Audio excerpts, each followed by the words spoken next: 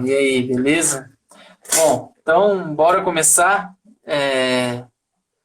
Para quem não lembra de mim, né? Sou o Antônio, colaborador aqui do projeto Natura, e eu, mais o Gabriel, estamos aqui hoje para. Acho que aqui a iluminação fica melhor. Para conversar sobre a nossa nova série do YouTube, né? Nova série não, né? A série que acabou de acabar, que é Sim. a série sobre mamíferos, que o Gabriel produziu, né? O Gabriel roteirizou, produziu e tudo mais. E aí a gente está aqui para falar um pouquinho sobre a série, trazer algumas informações a mais. Mas antes de começar, só passar alguns recadinhos, né? Essa semana sai mais um giro da semana aí no sábado. Semana que vem a gente vai trazer algumas novidades aí no YouTube também e no podcast também. O giro da semana que vem vai ser especial, vai ser diferente dos outros giros da semana. E também falar do Padrim, a nossa campanha de financiamento coletivo, né? Para vocês que estão assistindo ou que vão assistir essa live depois, vão escutar ela em podcast, porque ela vai virar podcast também. Não esquecerem, né, que tem o nosso financiamento coletivo. No Padrim é só entrar lá e procurar por Econatura, e aí tem lá as categorias de apadrinhamento e tudo mais, onde você define os valores que você pode doar, pode contribuir. E com isso a gente dá algumas recompensas, né, algumas coisinhas, alguns brindes, tudo mais.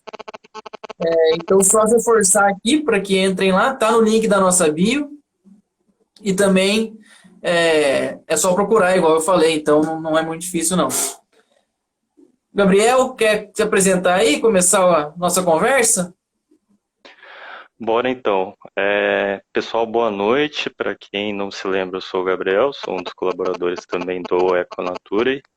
E aí eu tive à frente aí dessa série sobre mamíferos que acabou hoje, saiu o último episódio hoje às 11 horas. Então quem quiser conferir a série que a gente vai comentar aqui um pouquinho, tá lá no nosso canal do YouTube, tem uma playlist lá para você, para facilitar, daí você já vê em sequência todos os episódios, tem bastante coisa interessante. Para a gente começar esse papo aqui, eu vou dar uma retomada no que a gente falou durante a série, né? Que teve aí, foram 4 episódios essa série, e vou falar um pouquinho o que a gente falou em cada episódio. Para começar, a gente falou de biologia e ecologia, né, Antônio? A gente falou um pouco sobre os aspectos gerais do grupo, dos mamíferos, como características como ter a presença de pelos, a presença das mamas, o alimento ter o alimento por leite, ter também sistema circulatório com 4 cavidades no coração, entre outras características também. Além disso, a gente comentou sobre o papel ecossistêmico, né, desse grupo. E aí a gente vai ter animais que eles são dispersores de sementes, animais que eles estão no topo da cadeia, fazendo controle de outras populações de outros animais, regulando todas as populações. E foi basicamente isso o nosso primeiro episódio. Depois, no segundo episódio, eu falei um pouco de diversidade e adaptações, batendo um pouco na Gabriel, questão. Ah, antes de seguir nesse segundo episódio, só tiro uma dúvida aqui agora que aproveitar, né, que a gente está aqui, né, uhum, não está lá na cena, a gente vai poder conversar. Você falou aí dos dispersores de semente. Tem sim. mamífero polinizador Morcegos, que leva morcegos pólen? acabam fazendo Aqui é polinização. morcego, é verdade. Mas tirando os morcegos.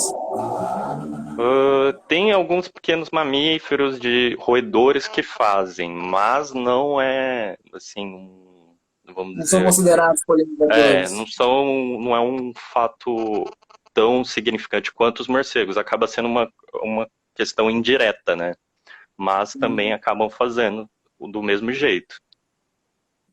E Maravilha. a mesma importância, assim, vamos dizer, que outros polinizadores também que são mais comuns, né? Que a gente tem os insetos que são mais comuns, Sim. mas também tem os morcegos que são fundamentais para algumas plantas aí. Isso aí. Não, beleza. Valeu pela elucidação. Segue aí.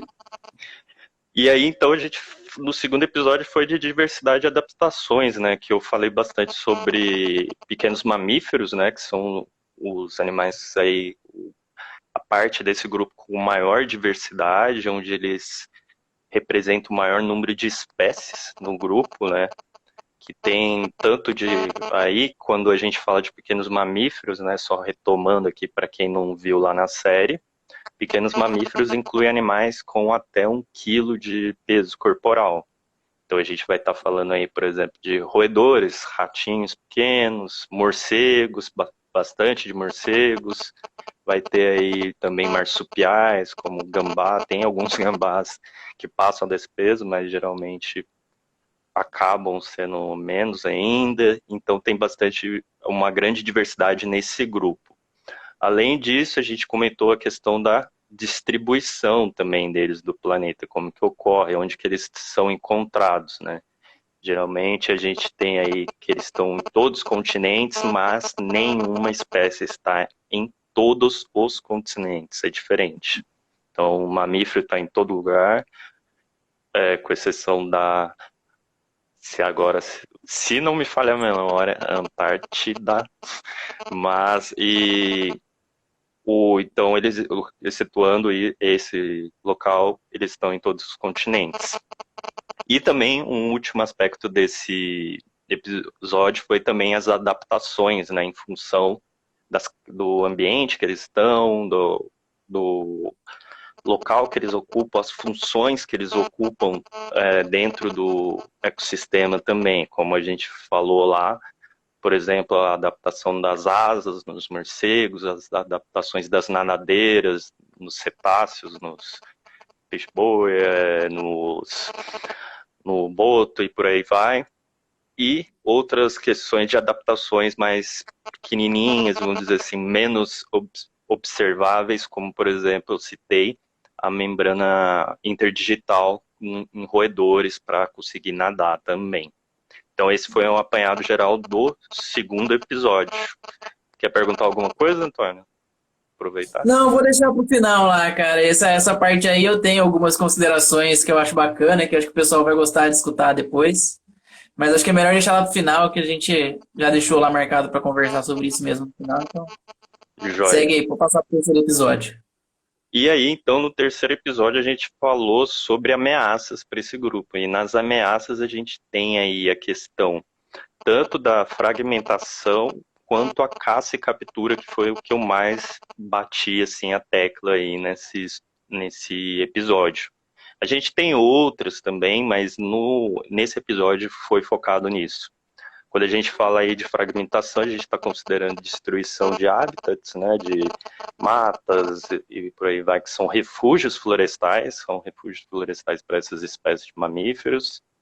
Assim, quando a gente fala de caça e captura, a gente mostrou lá na série que esse problema é um problema sistemático, principalmente no Brasil, né, que vem de muitas e muitas décadas, um costume de caça, um costume de captura, ter animais silvestres aí, não falando só de mamíferos, mas animais silvestres como um todo, como animais de pet, né, animais domésticos, que acabam causando muitos problemas.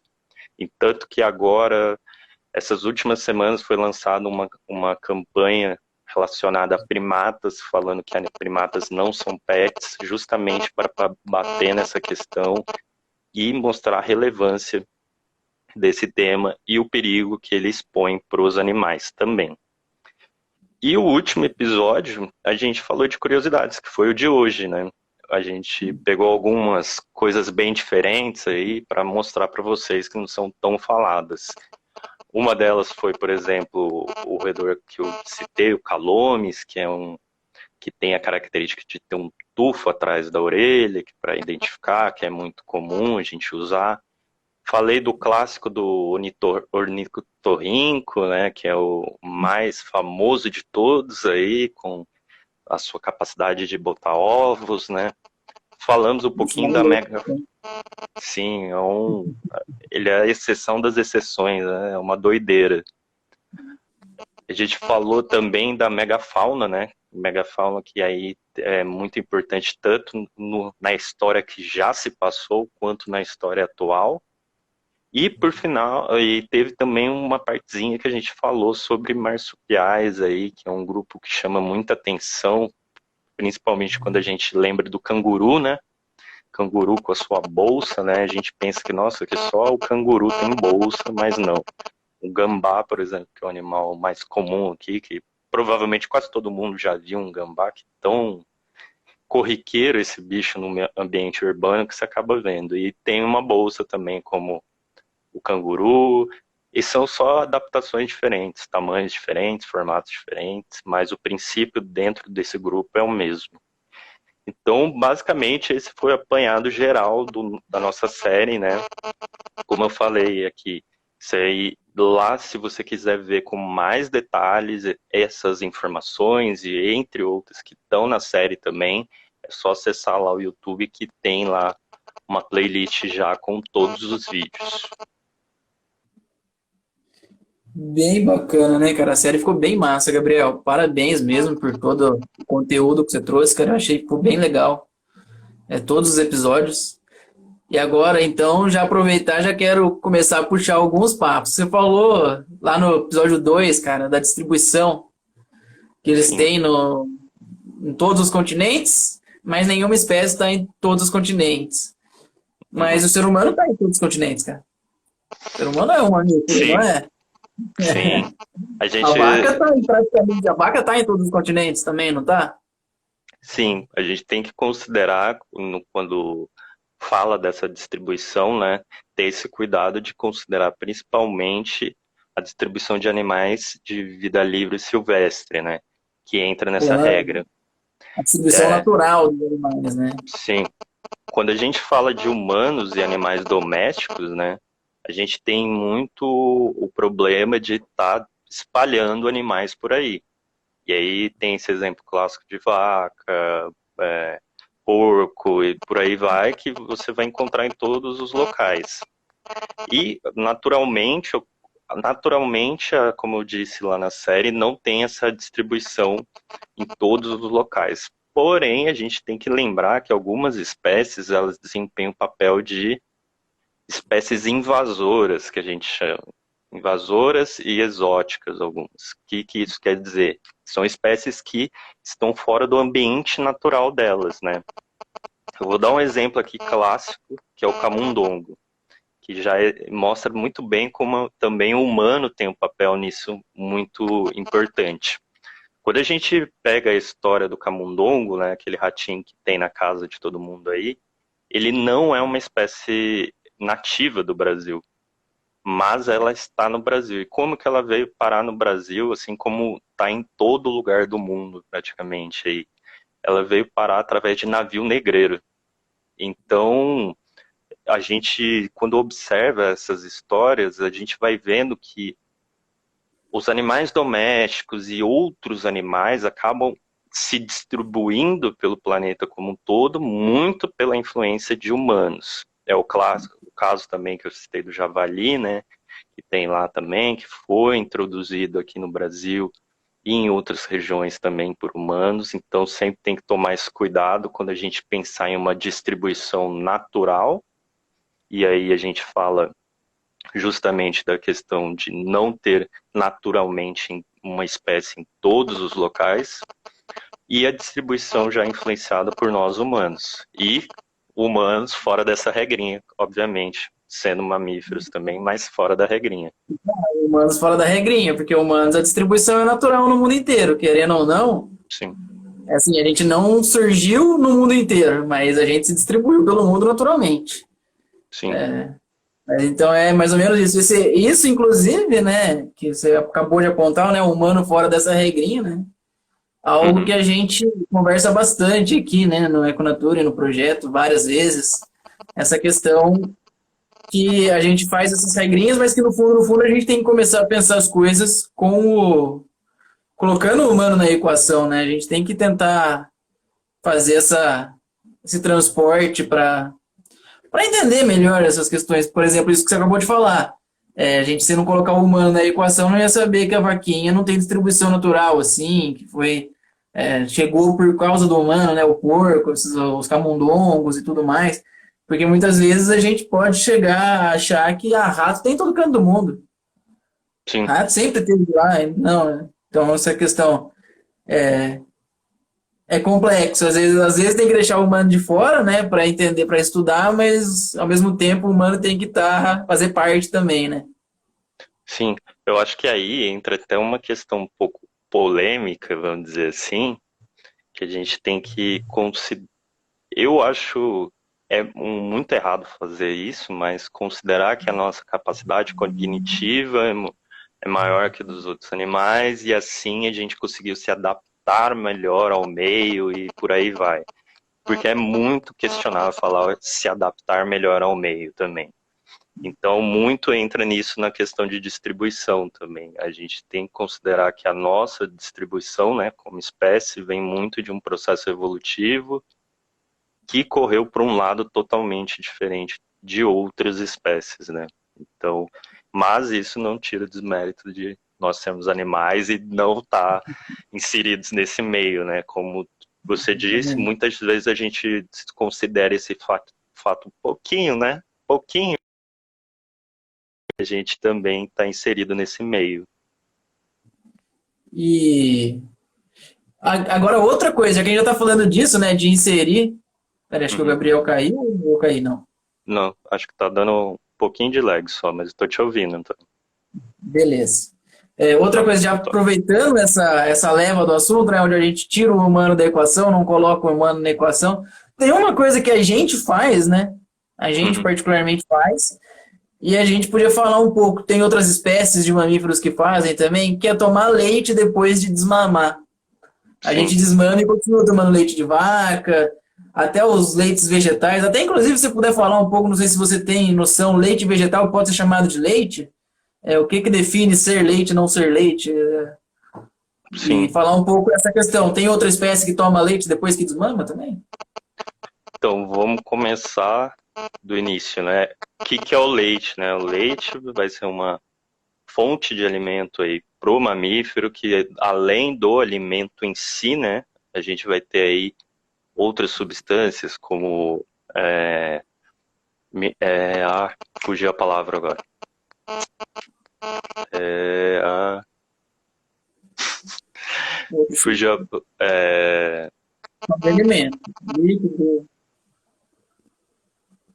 nutrientes. imune, não, é para imunização. Para imunizar é anticorpos. Fonte de anticorpos e outros Nossa, esqueci, elementos. anticorpos no É, meio da pandemia, hein, Gabriel? falando demais disso. E entre outros constituintes que vão ser ofertados ao filhote para ele ir desenvolvendo. Acontece que aí no processo, né, se a gente considerar, vamos tirar um pouquinho o humano de novo da conta aqui e considerar o resto do grupo. O que acontece? A gente vai ter outras gerações, né? Então, naturalmente, os animais acabam já cessando o processo de alimentação por leite dos filhotes num período. Consequentemente, para guardar leite e conseguir produzir para outras gerações que vão vir à frente. O que acontece com a gente é que a gente não tem essa limitação, entre aspas, né? A gente ainda faz o consumo depois de já ao longo da vida inteira, né? Talvez seja, vamos dizer aí, um dos poucos alimentos que a gente consome desde a juventude, né? Desde que nasceu até morrer, pode consumir o leite e continua consumindo. E a gente tem aí uma característica que a gente também consome leite não só humano, né? Mas leite de outros animais. E teve toda uma adaptação de um sistema de como preparar esse leite, como fazer isso tudo. Voltando para o resto do grupo, o que acontece é que existe uma grande discussão quanto a isso, de tomar ou não leite depois do desmame. Naturalmente, não ocorre isso de tomar leite, mas pode acontecer se for ofertado por um animal. Muita gente defende que a grande diferença é que intencionalmente não existe a questão dele tomar o leite após o desmame, mas não restringe ele a capacidade de tomar leite. E aí, quanto à questão do leite vegetal e leite animal, né? A gente tem aí que o leite animal, para a gente, principalmente, né, humano, ele é muito importante como uma fonte de cálcio, né? Tanto que quando as pessoas que não têm intolerância ou algum não tomam leite também por gosto ou coisa do tipo, podem ter um pouco de problemas com osteoporose e outras questões desse tipo. E aí vem esses outros, daí tem que fazer uma alimentação balanceada com mais vegetais que suprem essa necessidade, né, do cálcio principalmente. Quanto à diferença da caracterização, em si eu não vou saber se o leite vegetal ele tem uma grande diferença, sim, quanto ao leite animal. Porém, considerando essa importância do cálcio principalmente, tem essa diferença já. Eu, particularmente, sou dos que não tomam leite, não tenho muito.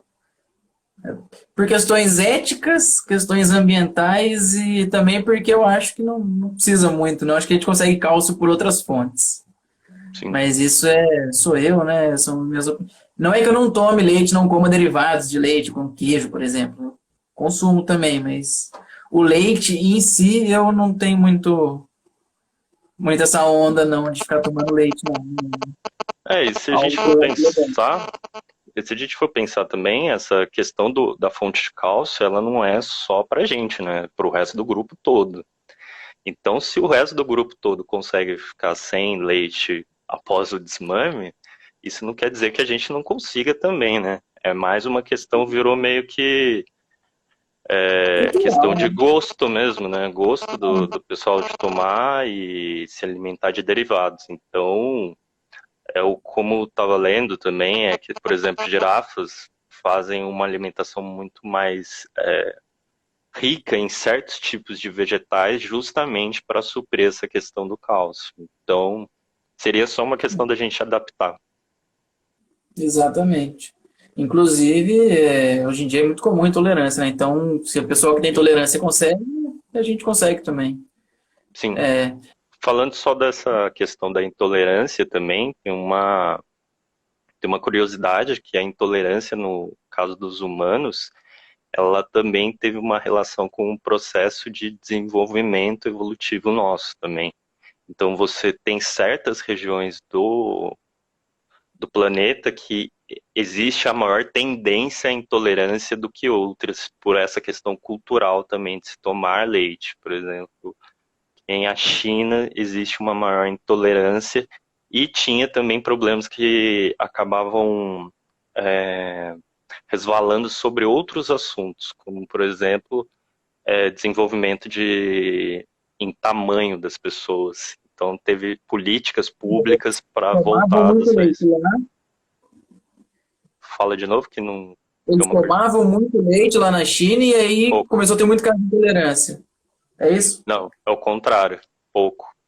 O Eles pouco tomavam eles muito. eles daí as novas gerações foram não conseguindo se adaptar ao processo de ficar tomando leite. Então você Loucura. fez isso, é uma doideira. Mas é uma Seria o curiosidade. contrário, cara. Eu achava que seria o contrário. O que aconteceria? Uhum. Interessante isso. Mas vamos continuar então, cara? Sim. Passar para um próximo tópico que eu acho que também é bem bacana, outro assunto. A gente já falou de distribuição geográfica, já falou aí de tomar leite depois. Outra diferença, então, dos humanos para o resto dos mamíferos, né? Existe algum outro mamífero que cause dano ao meio ambiente? E aqui não perguntando de impacto, né? Porque impacto qualquer espécie causa. Sim. Positivo ou negativo, vai depender das proporções. Mas dano ao ambiente proposital, chegar lá e falar assim, nossa, eu vou pegar isso aqui para mim, independente do que aconteça para o resto do meio ambiente. Tem isso na natureza? Então, proposital como nós fazemos, isso não existe, mas acaba existindo não proposital, né? Mas acaba causando danos de diferentes tipos.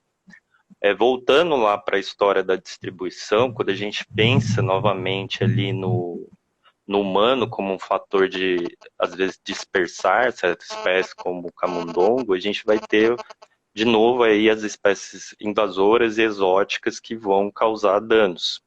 na série eu citei o caso do javali aqui no Brasil, e outras regiões ele também está por aí. E o grande problema dessas espécies é que elas acabam competindo com outras que são nativas daqui. Então, a gente tem que, no caso, o javali é uma espécie de fora do Brasil, vindo para cá, e ela acaba competindo com outras, competindo em que sentido? Competindo no sentido de recursos, como alimentos, como refúgios, às vezes transmitindo doenças também, tem esse problema que é bem perigoso também, mas quando a gente pensa também nessa questão de distribuição de espécies e serem invasoras, a gente não se restringe a falar que elas são invasoras só de fora do país ou de fora de uma região. Por exemplo, no Brasil a gente tem também espécies que elas são invasoras dentro do próprio Brasil. Elas são invasoras porque elas estão em biomas diferentes, saíram de um bioma e foram para o outro.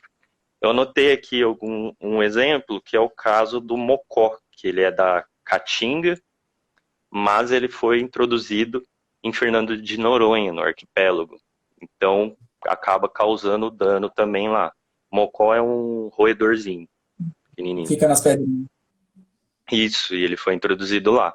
A gente tem exemplos de fora também, eu anotei aqui um para vocês, que é o visão americano, que ele é da América, foi introduzido na Europa, e ele é tipo um parente da lontra, a lontra que eu citei na série também, e a história dele vem também da criação doméstica, né? E sempre a gente, principalmente as relações que a gente pensa quando pensa em espécies invasoras, estão relacionadas ao homem e essa introdução. Então, intencionalmente, elas não acabam causando, fazem isso de propósito, mas acabam causando danos, como a gente também faz o ambiente aos animais também. E outra coisa importante é a gente pensar também que a nossa relação com certos animais também é uma grande fonte de doenças, né? E isso é uma via de mão dupla, né? Quando a gente pensa essas introduções aí, elas causam doenças para outros animais, mas assim como podem causar doenças aí para o humano e, consequentemente, o humano também transmitir doenças para esses animais. Sim, das doenças, a gente pode falar de várias, né? Sim, Inclusive, a que nos persegue atualmente, onde a gente vai na rua, a gente fica com medo de tudo que é canto. sim. Eu tenho uma pergunta para você então, Gabriel. Agora uma pergunta mais ética, filosófica. Você Hum. acredita naquele papo de que qualquer espécie que conseguisse fazer o que a gente faz faria a mesma coisa? Ah, eu Qualquer não espécie que tivesse esse vejo. poder no mundo dominaria o mundo assim e causaria tudo isso? Eu, particularmente, acho que não, cara. Eu tenho a minha É, teoria filosófica. Algumas espécies eu acredito que sim, algumas espécies. Mas eu acho que mais espécies topo de cadeia, grandes predadores. Seriam animais que, se conseguissem se desvencilhar das amarras, da evolução, da seleção natural, igual a gente fez, acredito que talvez também causassem grandes problemas ecológicos. Mas o resto eu né? acho que não. Eu acho que o nosso problema não está em espécie, em indivíduo, está Não, mais em grupos, inclusive grupos de qualquer espécie. Se controlar grupos, acho que daí tem equilíbrio. Acho que o problema é mais sim. nesse sentido. Eu acho que vai muito na questão de organização como sociedade, né? E daí a gente volta naquela discussão do a revolução dos bichos. Então Sim. é meio que talvez a gente entre nisso, entendeu? Eu não vejo que vá ser a mesma história, mas também não sei se vai ser diferente, porque vai muito da organização. Então, a gente tem que considerar que o nosso processo evolutivo aí tem muita história para contar. E vamos dizer que a gente fugiu, né, do processo de seleção, mas a gente criou um processo muito pior dentro do nosso e que tornou toda esse sistema de sociedade que é muito estranho em certos pontos. E desequilibrada, né? Que é o mais importante. Quando Sim, a gente se foge da totalmente. natureza, a gente É, o, desequilibra as coisas. Não é, né? Quando eu digo a gente foge da natureza, a gente desequilibra as coisas, não é voltar a ser primitivo, não é nada nesse sentido que eu quero sim, dizer, mas é estar em contato um pouco maior com o equilíbrio natural das coisas, né? E a gente sim, foge muito disso. e a gente tem que lembrar que tem, dependendo de certas espécies que a gente pega, a gente tem uma diferença, se a gente for pensar no ponto genético, falando, uma diferença mínima de certas espécies de parentes nossos, de primatas. E é um tanto estranho a gente ainda ter essa concepção de sermos seres superiores e fora do meio ambiente, né? E toda essa discussão que leva a todos esses problemas que a gente vem passando, né? Sim, Então é sempre importante a gente, apesar de em certos momentos termos que nos tirar para analisar certos aspectos de ecologia, biologia e por aí vai, a gente nunca esquecer que a gente é tão igual quanto aos demais. exato. É, você tem mais alguma coisa para falar, cara? Eu acho que eu fechei aqui, que eu tava olhando aqui as coisas que eu tinha anotado, que eu tinha aqui, não. Ah, então, só um recado sobre amanhã, do nosso novo evento. E, pessoal, então, amanhã a gente vai estar divulgando o que a gente vai estar fazendo no dia 27 de fevereiro, ia falar março, mas é fevereiro. A gente vai estar fazendo um evento falando um pouquinho mais sobre mamíferos, ao Éder aí. E Éder, brigadão. A gente vai estar falando sobre roedores, né? Como eu disse na série, roedores têm uma grande diversidade, faz parte dos pequenos mamíferos, tem muita, mas muita coisa sobre roedores que a gente nem imagina. E geralmente a gente pensa em roedor, acho que no consenso geral, geralmente é capivara, rato, uma ratazana e coisa do tipo. Mas tem uma grande diversidade muito bonita, muitos animais únicos. Então, a gente vai falar um pouquinho nessa palestra sobre isso. Eu que vou estar palestrando para vocês, vamos falar de biologia, ecologia, vamos falar um pouco, mostrar alguns exemplos de animais e também vai ter uma parte falando um pouquinho sobre questão de genética e tricologia também, análise, identificação de animais por pelo. Então, dia 27, se vocês quiserem já conferir o que vai ser, quais são os tópicos da palestra, tem no link da nossa bio do Instagram aqui, tem já para você acessar o formulário de inscrição, assim como também amanhã a gente vai começar a divulgação, vai estar aí ao longo das semanas falando um pouquinho mais sobre essa palestra. É isso, né, Antônio? É isso, cara. É, os outros recados já foram dados no começo, só a palestra que ficou pro final mesmo, porque já era combinado, né? Avisaram por último. Sim. Então eu acho que fechou. Passar É, esmalte Éder, não, né? nossa, muito esmalte para fazer lâminas, viu? Mas é isso então, né, Antônio? Vamos finalizar por hoje, então? Vamos finalizar por hoje, pessoal. Muito obrigado quem acompanhou, quem for acompanhar isso depois lá no podcast e tudo mais. Até a próxima, que ainda vai ter muita coisa. Abração, pessoal. Boa noite para todo mundo. Obrigadão aí, Éder. Até mais, pessoal.